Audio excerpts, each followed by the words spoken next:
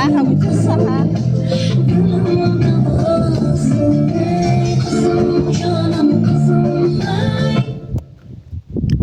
Assalomu alaykum aziz bizning O'zbekistonimizning eng go'zal mahallalaridan mahallamizni nomini bilasiz? Sebiston mahallasining eng muvaffaqiyatli xonadonlaridan bugun To'xtami shaka to'g'rilarmi?